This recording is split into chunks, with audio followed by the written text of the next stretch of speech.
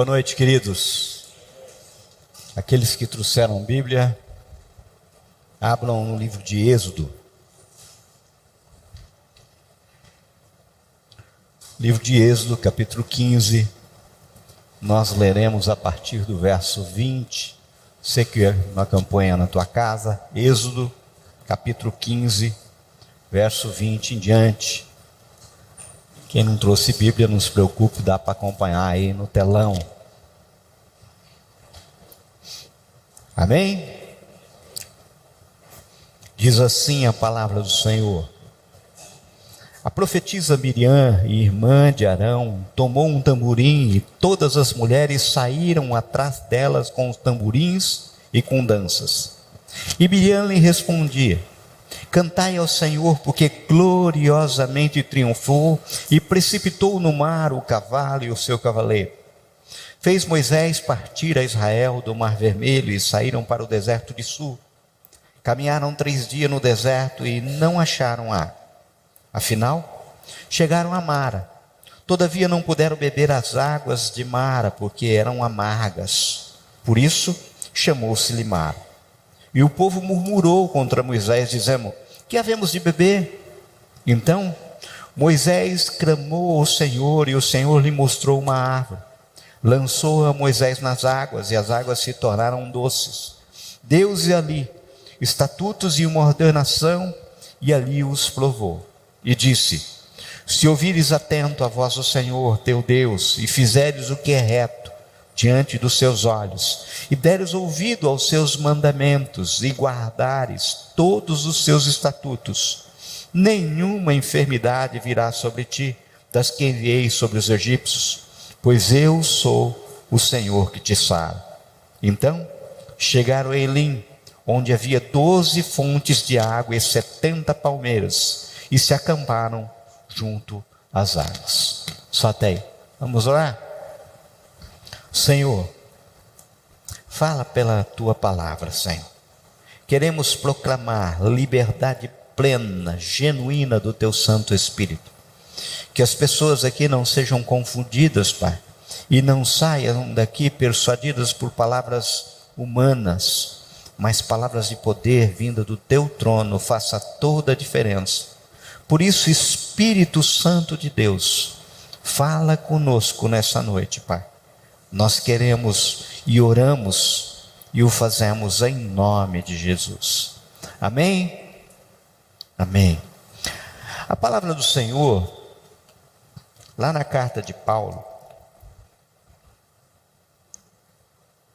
aos Romanos, capítulo 8, verso 28, tem um texto muito conhecido. Lá diz assim: sabemos que todas as coisas cooperam para o bem daqueles que amam a Deus, daqueles que são chamados segundo o seu propósito. Embora a afirmativa de Romanos 8, 28 não seja o texto central a ser analisado hoje, eu quero, antes de mais nada, destacar que eu não acredito que dito apontamento nos Deus direito de vermos um Deus muitas vezes assim, manipulador de circunstâncias, e que seus filhos são passivos, totalmente sujeitos ao soprar da vida, como pode parecer para muitos. Ou seja, eu não acredito que tudo o que lhe acontece estava determinado por Deus, que está usando as situações da vida para o seu bem, ou se assim fosse, a gente poderia atribuir a Deus responsabilidade por coisas como, por exemplo, aborto, divórcio, corrupção e tantos outros acontecimentos que existem de fato e que são absolutamente contrários aos planos do Senhor, sabe? E ao mesmo tempo nós esvaziaríamos o homem da responsabilidade dos seus atos e não entenderíamos a existência de uma coisa chamada vontade permissiva do Senhor, como uma ação de misericórdia, uma ação longânima do Senhor. Notem, só para vocês terem ideia, aquilo que eu estou falando, a Nova Versão Internacional traz né, da tradução da Bíblia, traz na nota de rodapé uma outra possibilidade para a tradução de Romanos 8, 28. No caso, que pode parecer inclusive mais coerente. Essa nota de rodapé diz assim, que esse texto deveria ser lido como: sabemos que em todas as coisas, Deus coopera juntamente com aqueles que o amam, dos que foram chamados de acordo com o seu propósito, para trazer à existência o que é bom. No caso, se entendermos que em todas as coisas Deus coopera juntamente com aqueles que o amam para trazer à existência o que é bom, nós não temos como confundir Deus com um manipulador de circunstâncias, mas sim como alguém presente o tempo todo, em toda e qualquer situação da vida, para trazer vida, e vida que vale a pena ser vivida, a vida de acordo com o que o Senhor tem como plano para nós, para a eternidade. Nesse caso, você pode acreditar que não foi Ele quem meteu muitas vezes você no fogo, nas águas, sabe? Que fez tempestades, que ameaçou o seu barco, ou que colocou você bem no meio do vale da sombra da morte. Não foi Ele. A grande maioria das vezes, efetivamente, isso não tem nada a ver com Deus. Ou seja, entendam, queridos, nem todas as circunstâncias de sua vida tiveram origem em Deus. Ele não é a causa de tudo o que acontece com você, mas é certo, e eu queria que você saísse com essa certeza, que nenhuma das circunstâncias da sua vida escapa aos olhos de Deus.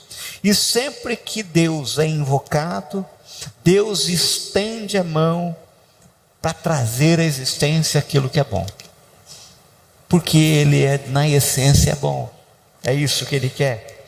Deus está atento, com os olhos fixos em você, não necessariamente como causa de tudo o que acontece ao seu redor, mas certamente para mostrar-se forte, misericordioso, glorioso, com todos aqueles os corações que são completamente deles, aquele que se entregam ao Senhor. Agora, o texto que nós lemos, acabamos de ler que o povo hebreu, após a travessia, para vocês entenderem o contexto, após a travessia do Mar Vermelho, caminhou por 3 dias pelo deserto, e já cansado, com certeza sedento, chegou até a fonte de águas amargas. É assim que está no texto. Entenda, isso aconteceu logo após o povo hebreu ter sido liberto da escravidão egípcia. Vocês se lembram bem, Faraó inconformado, apesar das 10 pragas sofridas sobre o Egito, ele saiu ao encalço do povo de Deus a fim de trazê-los de volta como cativos. É como se houvesse um arrependimento. Nessa perseguição, o povo hebreu se encontra numa aparente armadilha que parecia sem saída. Cercado de todos os lados, ele só tinha 2 saídas: se rendiam, ou seja, entregavam-se novamente a Faraó, ou diante dele, Mar Vermelho, atravessar o mar a nado. Então, a despeito das murmurações daqueles que estão sempre de plantão, escalados pelo diabo, porque murmurador é escalado pelo diabo, sabe? Moisés estende o seu cajado e as águas do Mar Vermelho surpreendentemente se abrem e todos passam com o pé enxuto, é o que está na palavra. Parece que o exército do Faraó ainda continua na perseguição quando os mar se fecha diante deles e todos eles morrem afogados. Isso nos parece como uma simbologia, como o sangue de Jesus, aquilo que o sangue faz com nós, que nos purifica de todos os nossos pecados, ou seja, nos livra da escravidão, sabe? E quando Ele nos livra da escravidão, o que nós temos? vontade de cantar, glorificar esse Senhor. E o texto que nós já começamos de ler fala a respeito justamente disso, que as mulheres pegavam os tamborins e começaram a cantar, a dançar, em louvor àquele Deus que tinha dado um livramento tremendo, algo maravilhoso, sabe? E é uma cantoria gloriosa. E todas as pessoas que muitas vezes são novas convertidas, quando recebem Jesus, eles vibram, eles cantam, livre estou porque o sangue de Jesus me libertou. Isso é normal. Agora, como o povo hebreu, temos que entender que nós somos peregrinos, ou seja, a nossa pátria não é aqui, nós estamos de passagem, nós devemos chegar a Canaã celestial, nós devemos chegar à pátria do Senhor. Queridos, precisamos entender que entre a libertação, vamos pensar aqui, entre a abertura da gaiola, o grito de liberdade e a segurança desse novo lar celestial, há um caminho a ser perseguido, uma estrada, muitas vezes inclusive bem cumprido. Eu lembro que tem uma música de um cancioneiro brasileiro que eu gosto muito, aquela música Tocando em Frente, do Almir Sater. Ele diz assim: ando devagar porque já tive pressa e levo esse sorriso porque eu já chorei demais. Quantas e quantas pessoas, quando antes de encontrar o Senhor, choraram demais. Hoje me sinto mais forte, mais feliz, quem sabe só leva a certeza de que muito pouco sei, ou nada sei. Quem esteve aqui hoje na escola bíblica dominical, testificou que tipo assim, como a gente sabe pouco, né? Como o Senhor tem mais e mais a nos ensinar. A certa altura, o cancioneiro diz assim: penso que cumprir a vida seja simplesmente compreender a marcha e ir tocando em frente.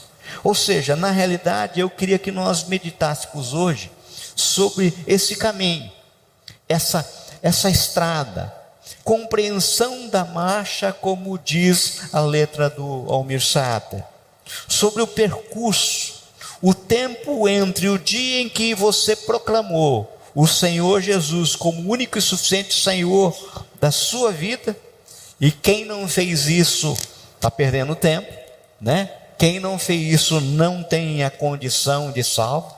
Quem não fez isso, eu posso dizer com todas as letras, ainda é escravo.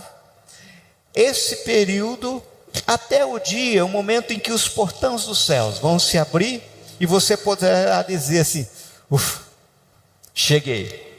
Muitos podem poder dizer, inclusive como Paulo: combati um bom combate, completei a carreira, guardei a fé. Até esse dia nós temos essa caminhada. Vejam, do mesmo modo que sua história não terminou no dia em que você proclamou o Senhor Jesus como o Senhor da sua vida, a história do povo hebreu não terminou na travessia do Mar Vermelho. O verso 22 diz assim, que nós lemos: fez Moisés partir Israel do Mar Vermelho e saíram para o deserto de Sur e caminharam 3 dias e não acharam água.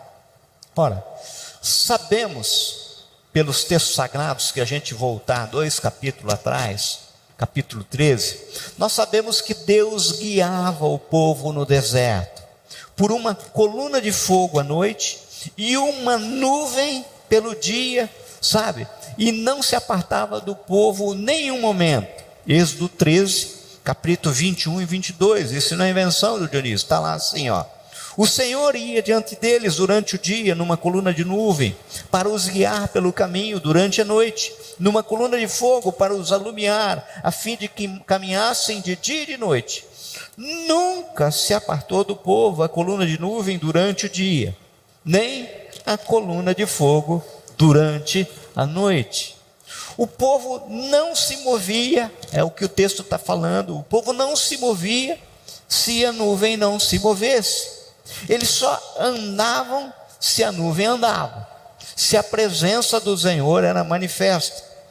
Cuidado de Deus sabe? Era a manifestação do cuidado de Deus, que tinha ouvido um clamor de um povo que estava preso há 400 anos. Você por acaso já viu uma cena, muitas vezes até comum, sabe? Um pássaro que é criado numa gaiola. Aqui nós estamos falando de uma geração, um povo 400 anos. Todos eles nasceram na escravidão. Se você experimentar um pássaro criado na gaiola e você abrir a gaiola, simplesmente a portinha da gaiola, possivelmente ele não fugirá. É muito comum, inclusive, ele dá uns pulinhos ali fora, vai e mais volta para a gaiola, se a gaiola estiver com a porta aberta, porque é ali que ele come, é ali que ele está acostumado, sabe? Ele muitas vezes ele demora um pouquinho para voar um pouquinho mais longe, ele volta, por quê? Porque ele sente insegurança, sabe? Ele não sabe viver longe da gaiola. Por isso preste atenção no detalhe. A nuvem os guiou durante 3 dias sem água, e por fim a um lugar onde tinha água amarga. E por que Deus faria com que o povo, que se chamava pelo seu nome, que era a menina dos olhos dele, muitas vezes nós não entendemos o propósito do Senhor, por que ele levou o povo por 3 dias e parou a nuvem num lugar que tinha águas amargas? Muitas vezes a gente não entende, mas mais para frente a gente vai entender. Quantas e quantas coisas acontecem com nós e a gente não está entendendo naquele momento, porque nós temos a cena daquele dia, nós temos uma visão muito curta, nós não entendemos os planos do Senhor. O Senhor tem um plano completo, o Senhor tem a visão completa. Ele é onisciente, onipresente e onipotente. Então esse momento aqui e agora que você está aqui, você pode pensar numa coincidência? Não. Lá na eternidade o Senhor já sabia aonde você estaria nesse dia, qual a cadeira que você sentaria e aquilo que seria conversado aqui hoje, sabe? Ser guiado pela nuvem de Deus nos traz segurança, nunca termina mal. Imagine, até parece que Deus, muitas vezes a gente pensa que Deus tem prazer em ver os seus filhos passarem por situações assim, muitas vezes difíceis. Olha essa multidão. Os estudiosos dizem que é cerca de 3 milhões de pessoas, entre eles idosos, gestantes, crianças, pessoas doentes, com todo tipo de dificuldade para caminhar pelo deserto. E essa gente, imagina eles, criança pedindo água, e o pai dizendo assim, ó, só um golezinho, só um golinho, amanhã não tem mais, sabe?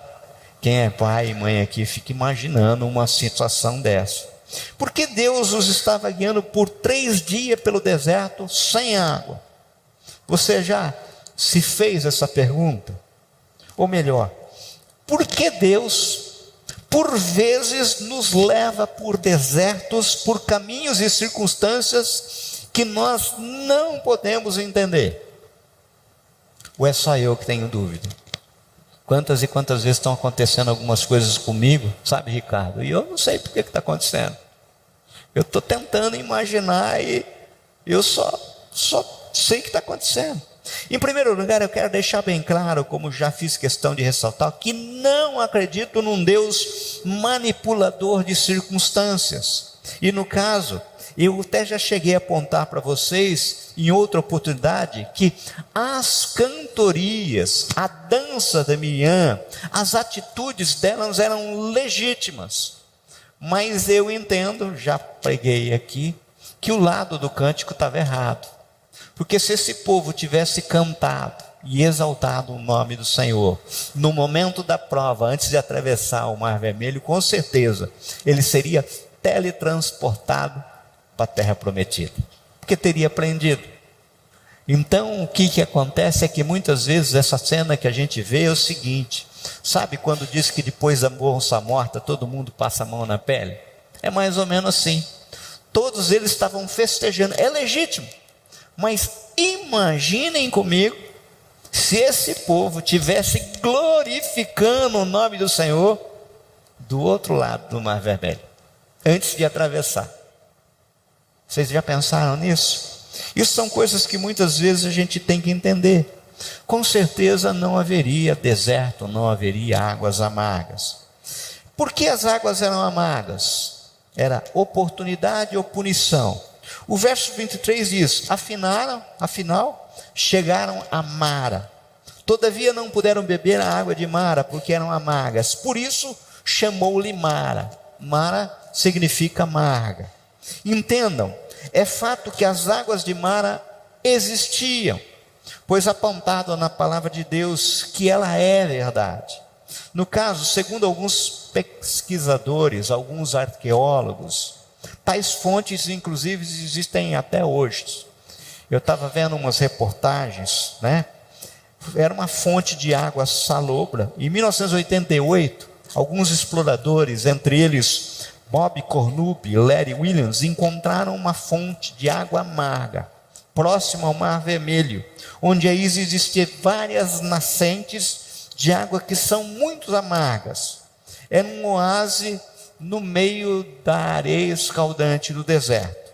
No caso, ao ver esse oásis, o povo deve ter tido: glórias a Deus, enfim, água para beber. É coisa de Deus, porque a nuvem passou e parou nesse lugar. Aí a cena, muitos se abaixaram para provar a água. E o que aconteceu? Eles cospem a água e dizem: que é isso? Essa água é intragável. Dizem: onde nos trouxe Moisés? Conforme diz o verso 24. É taxativo, dizendo assim: e o povo murmurou contra Moisés, dizendo: o que havemos de beber? Entendam, queridos, Moisés era o líder. Na realidade, o povo não estava murmurando pura e simplesmente contra o líder, estava murmurando contra o próprio Senhor Deus. Por quê? Porque a nuvem estava ali. Apenas 3 dias atrás, sabe, esse povo que estava agora murmurando, estava cantando de um mar ter aberto. Dá para entender um negócio desse?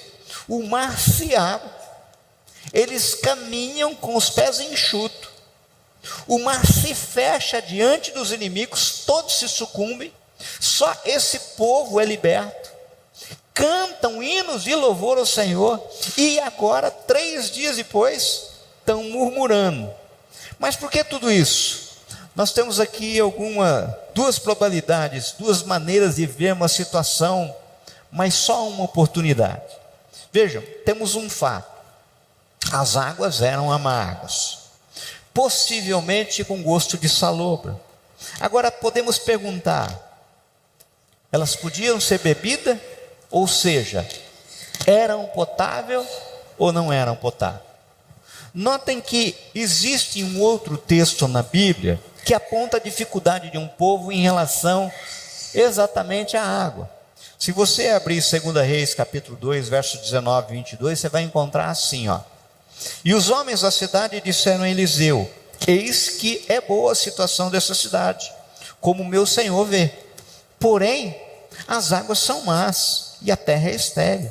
E ele disse: trazei-me um prato novo e ponde nele sal. E lhe o trouxeram.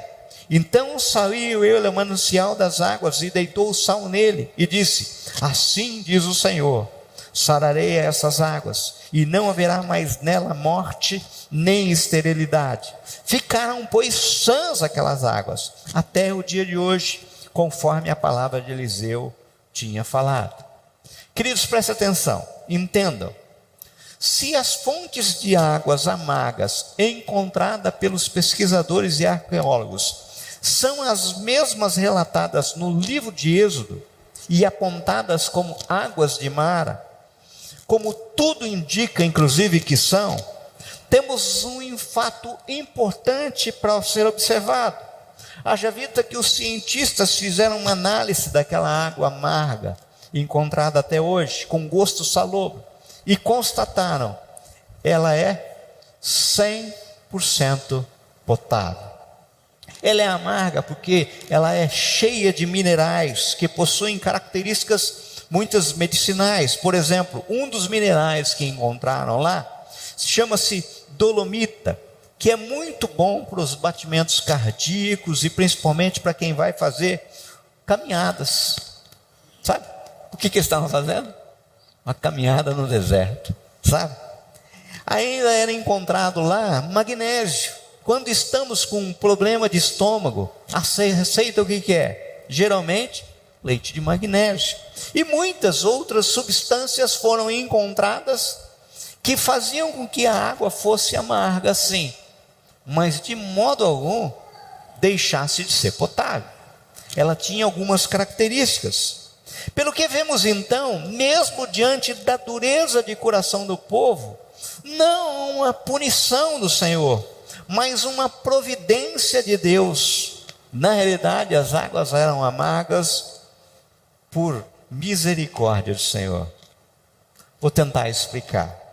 O povo hebreu havia sido escravo por 400 anos e beberam das águas poluídas do Nilo e outras fontes que por consequência sofriam eles de muitos problemas intestinais, estomacais, por terem adquiridos muitos parasitas no Egito.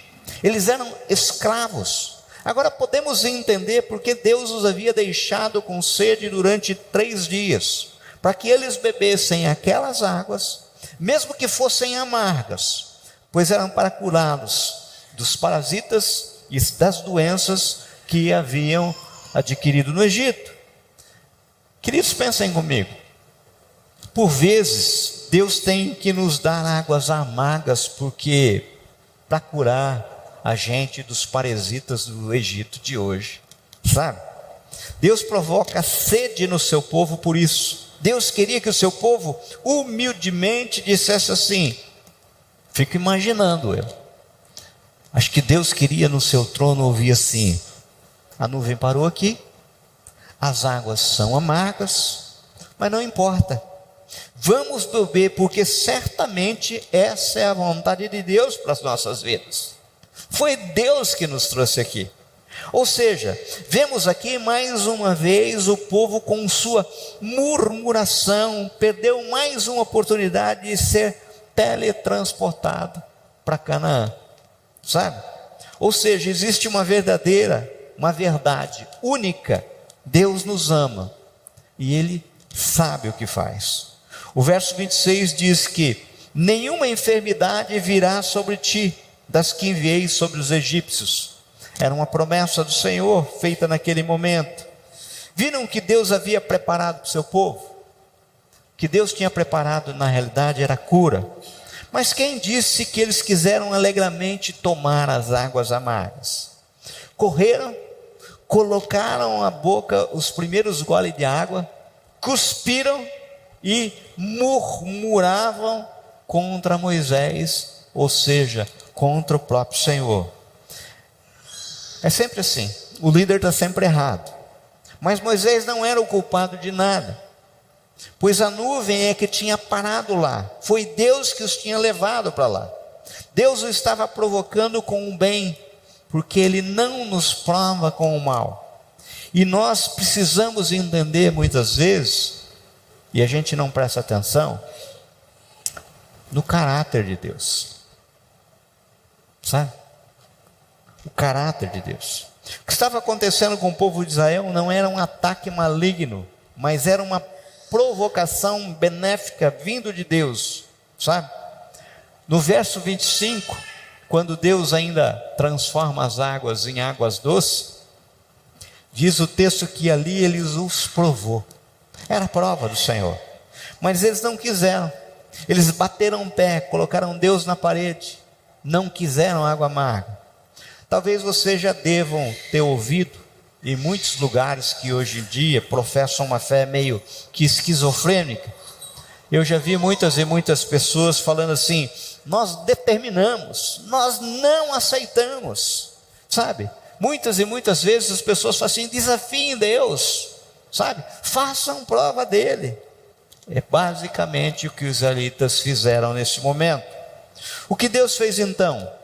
Ele fez um milagre que a gente poderia classificar como um milagre paliativo. Ou seja, o povo abortou o melhor de Deus. Aquelas águas eram curadoras, sabe? Tudo bem, pode jogar aquele galho na água, que a água vai ficar doce. Moisés jogou, a água ficou doce e perdeu o seu valor medicinal. Deus deu a ele aquilo que eu entendo como um milagre paliativo. Muitas vezes a gente pede para Deus que nos trate, nos faça melhor, nos transforme. Quantos e quantos pais pedem para o Senhor: Senhor, toca no meu filho, transforma minha filha, traz para o teu aprisco. Na hora que o Senhor começa a mexer, a pessoa, opa, não toca no menino não, sabe? Na hora que a coisa começa a acontecer, essa água é muito amarga, eu não quero. Muitas e muitas vezes, no meio do tratamento, a gente quer abortar a missão do Senhor para com nossa vida, sabe? Se contentam com a vontade, muitas vezes, permissiva do Senhor, sem qualquer tipo de arrependimento, sem qualquer tipo de quebrantamento. Vontade verdadeira de voltar-se para Deus de todo o coração, muitas vezes não existe. E sabe qual era o mal daquele povo? A mesma coisa que muitas vezes acontece hoje. Eles tinham saído do Egito, mas o Egito não havia saído deles. Muitas e muitas pessoas saem do mundo, mas o mundo não sai da pessoa, está encalacrado. E para piorar, tinha trazido doenças do Egito, na qual Deus os queria curar. Esse é o mal, inclusive, de muitos que se dizem crentes hoje.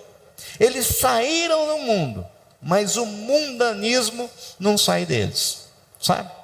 É como se a gente visse repetido, depois de milhares de anos, a mesma cena. As pessoas murmurando, achando: Senhor, mas essa água é muito amarga. Ela é para cura, mas ela é amarga.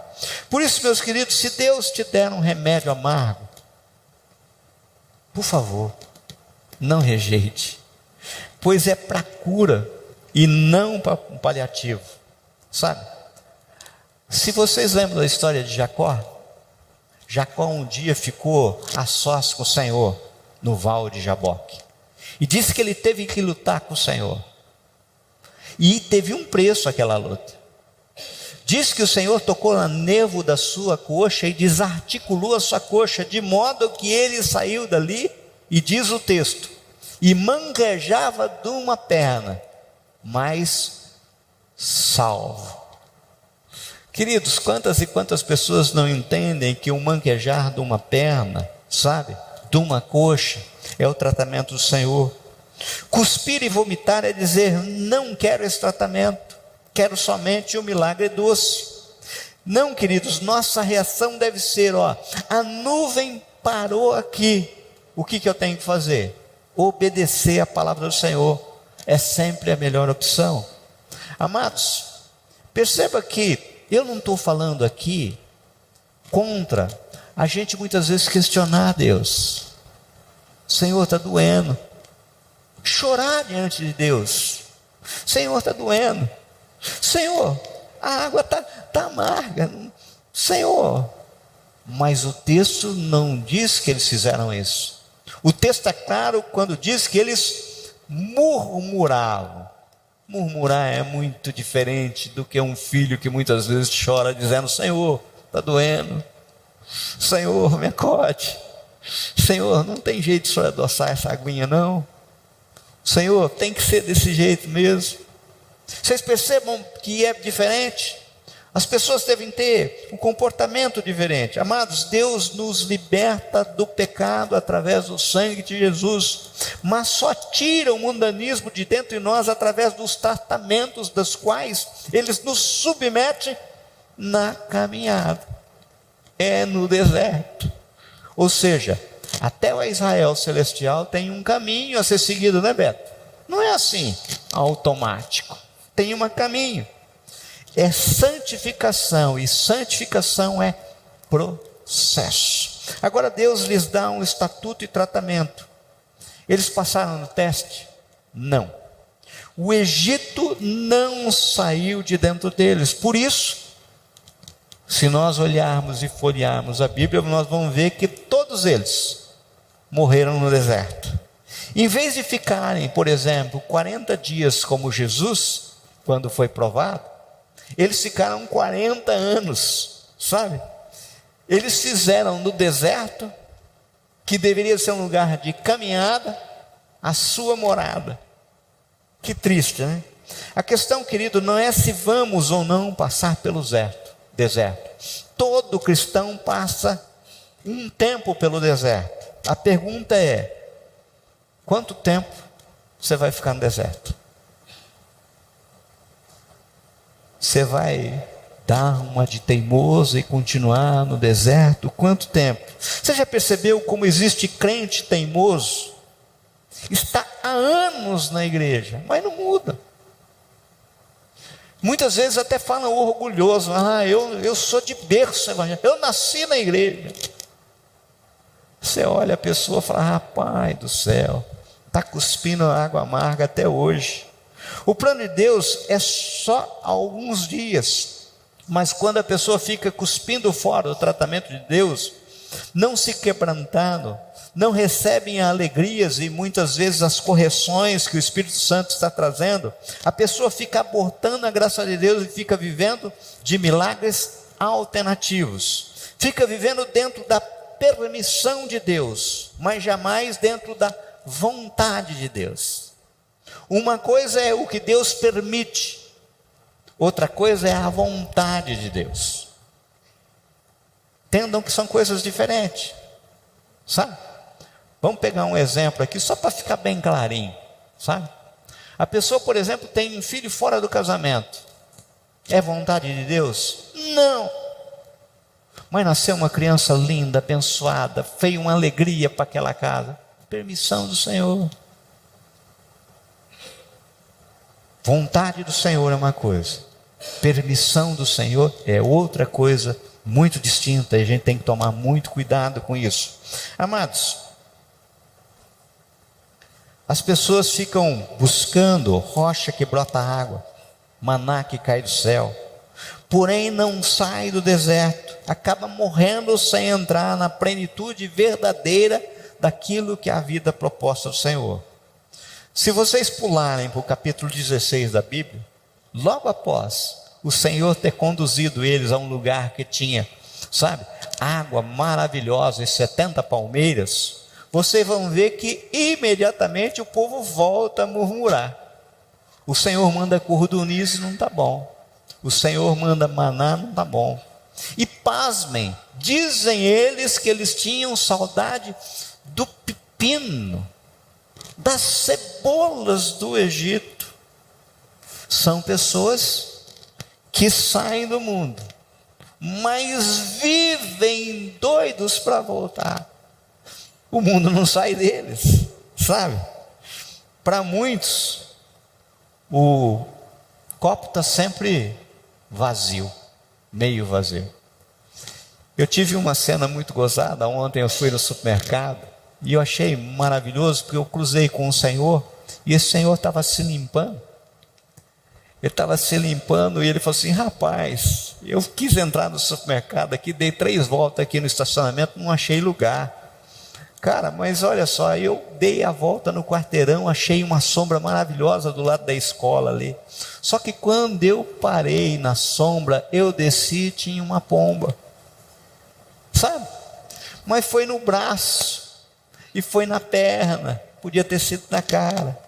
E outra coisa, foi uma pomba, não foi uma vaca. Eu falei: imagina se vaca voasse, hein, irmão? E ele rachou de rir, gostoso, alegre. Pessoa que consegue ver o copo meio cheio. Agora tem pessoas que não conseguem fazer isso. Está sempre meio vazio, sabe? Na realidade está sempre só com um golinho. Tudo só vê as coisas ruins, sabe? Agora vocês poderiam assim me perguntar: mas e se as águas de mar fossem outras que não as encontradas pelos pesquisadores? Ou seja, se fosse impróprias para o consumo. Não é isso que está no texto, tá? Tem outro texto que nós lemos de uma outra situação que fala: as águas eram más. Aqui não diz isso. Falam que as águas eram amargas. Não fala em imprópria. Mas e se fosse? Bem, eu poderia devolver a questão, não só com mais uma pergunta, mas várias. A nuvem de Deus parou nesse lugar, na água de Mário? Sim. Havia razão para murmuração? Não. Sabe? Se as águas amargas apontadas no livro de Êxodo como águas de Mara não fossem as águas oriundas da fonte desencontrada pelos pesquisadores e geólogos, e realmente fossem impróprias para o consumo, mesmo assim, jamais o povo hebreu poderia murmurar como fez. Isso pela mesma razão já apontada.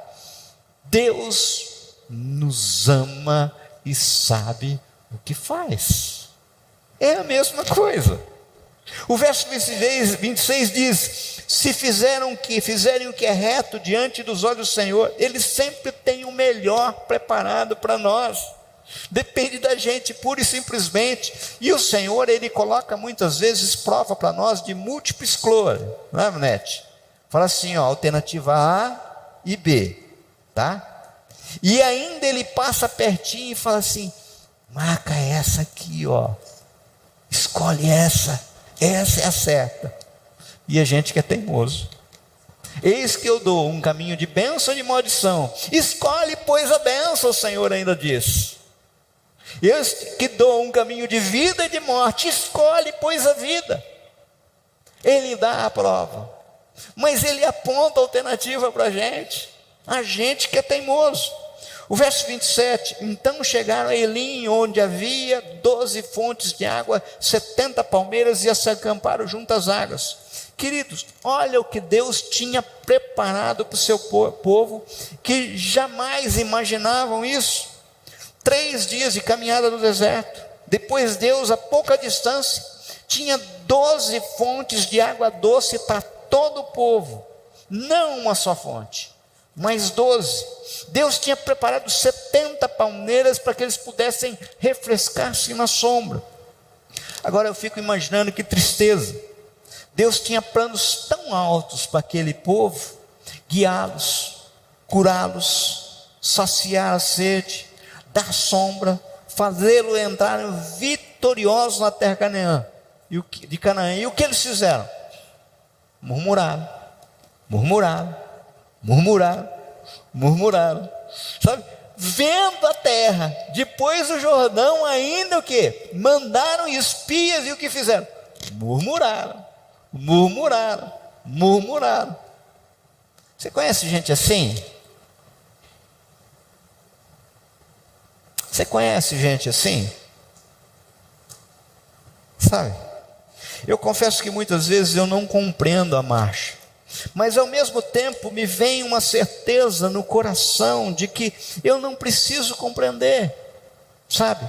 Mas sim saber que eu tenho um Deus que guia, que cuida, e que se eu ficar atento à nuvem do Senhor, para onde Ele está me direcionando de uma forma bem clara, eu vou me dar bem. Se eu tiver sede e as águas forem amargas, eu posso simplesmente, se for do propósito de Deus, bebê-las, que elas não me farão mal, ou simplesmente não murmurar, mas pedir: Senhor, está muito amarga, doce. Quem aqui é mãe que já foi dar um remédio amargo para o filho? Sabe? Um remédio amargo para o filho. E daí, para fazer o filho beber, teve a santa ideia de colocar um melzinho. Dá para pôr, né, Denise? Um açuquinho. Sabe? Porque se mãe faz isso, Deus também faz isso. Do mesmo jeito. Eu vou concluir. O deserto não é a nossa morada, queridos, mas muitos morrem nele porque não querem tomar águas amargas, ou por vezes, ao invés de louvarem e adorarem diante de águas amargas, buscando entenderem o plano do Senhor, os seus propósitos, Afinal, em todas as coisas, Ele coopera juntamente com aqueles que o amam, do que foram chamados de acordo com seu propósito, para trazer à existência o que é bom. Simplesmente murmuram. Por isso eu te pergunto, você está aqui hoje, você está diante de águas amargas? Está amarga? Tua vida está amarga? Você está tentando entender a marcha? Você já experimentou perguntar para o Senhor se essa água amarga tua não é plano dele? Não tem um propósito por trás? Não tem uma cura santa aí, né, Pedrão? Hã? Quantas e quantas vezes pessoas caem num leito e a gente pensa que a cura é para aquela pessoa e na realidade a cura é para a família. Quantas e quantas vezes famílias inteiras entram em um problema sério financeiro, mas pura e simplesmente o Senhor está olhando para eles, né, Jorge, dizendo assim: rapaz, eu quero que vocês aprendam a depender de mim, sabe? Porque esse ouro seu não vai fazer diferença nenhuma. Quantas e quantas vezes existem circunstâncias em que nós nos intrometemos, nós nos metemos, e o Senhor vem com graça, misericórdia, e a gente não entende, a gente murmura, a gente não vê. Você precisa que a nuvem do Senhor esteja disponível para a tua proteção. O Senhor manda dizer para você que muito próximo, meu querido, muito próximo, tem fontes de água doce, viu, Clóvis? E tem palmeiras, sabe? São Paulino fica bravo porque eu falei hoje isso, mas tem palmeiras ainda, né? Vai ter palmeiras ainda, né? É bíblico, né? É bíblico, sabe? Então, acalma o coração. Eu queria orar com vocês, sabe? Eu não sei como é que você entrou aqui hoje. Eu não sei qual que é a água amarga da tua vida hoje. Eu não sei em que trecho do deserto você está. Eu não sei pelo aquilo que você está passando. Mas eu queria que você, ao ler esse texto, meditar nesse texto, ouvir, desse liberdade ao Espírito Santo, para Ele mostrar para o teu coração um Deus que é gracioso, misericordioso. E você muitas vezes se autoexaminar, se falar assim: minha vida, será que não tem sido só murmuração, não? Será que eu não tenho visto pura e simplesmente copo meio vazio? Para encerrar, eu já contei muitas vezes essa historinha, mas eu amo ela. Diz que uma pessoa estava andando por uma floresta, e essa floresta era uma floresta muito densa, e de repente ele encontrou um urso faminto, e esse urso começou a correr atrás dele, sabe, Granado? Corria e ele corria do urso. De repente ele escorregou num barranco. Quando ele estava escorregando no barranco, ele se segurou em alguns arbustos, algumas raízes, para não cair lá no fundo do precipício, sabe? E daí aquele urso parou em cima e ele babava. Era terrível aquele urso querendo. Aí ele olhou para baixo, tinha 2 onças. E as onças pulavam para tentar segurar a perna dele, sabe? Que coisa terrível. O urso em cima e a onça embaixo. Daí começou a ficar tarde e o sol bateu pertinho dele tinha um arbusto. E aquele arbusto pertinho dele era um pé de morango. Moranguinho lindo, lindo, Nete. Era um morango mais vermelho que ele tinha visto. Ele depositou o peso do seu corpo todo em uma das mãos, esticou a mão o mais que pôde e pegou aquele moranguinho e trouxe aquele moranguinho para a boca. e se deliciou com o morango mais doce que ele havia experimentado na vida. Que morango delicioso! E o urso? E as onças? Eles que esperem. Eu vou comer o morango. Urso e onça tem todos os dias da nossa vida. O que a gente tem que aprender é ver os morangos do Senhor. O que a gente tem que aprender é entender que o Senhor nunca nos abandona. Sabe? Quantas e quantas pessoas, pensando nas contas que tem que pagar na segunda-feira, não pega a criança no colo no domingo. Quantas e quantas pessoas, pensando naquilo que nem recebeu como diagnóstico, já não consegue dormir à noite, porque não deposita a sua confiança no Senhor Todo-Poderoso. Esse Deus de água amarga, muitas vezes, meu querido, é cura para a tua vida. Vamos orar? Pai, sabemos que por vezes, para nossa cura e transformação, nós somos conduzidos até águas amargas. Pai, esse texto é claro. Eles não pararam ali por acaso. Por isso, Senhor, clamamos por discernimento, pois não queremos em hipótese alguma sermos confundidos com murmuradores. Nos mostra de forma clara os seus propósitos para que sejamos transformados. Pai, que nós possamos, Senhor meu Pai, beber da água da vida, daquela que vem do teu trono, aquela, Senhor, que nós bebendo jamais teremos sede, e esse está no nome do Senhor Jesus em nossas vidas. Faz isso, Senhor meu Deus, para que sejamos transformados, é o que te pedimos, em nome de Jesus. Amém?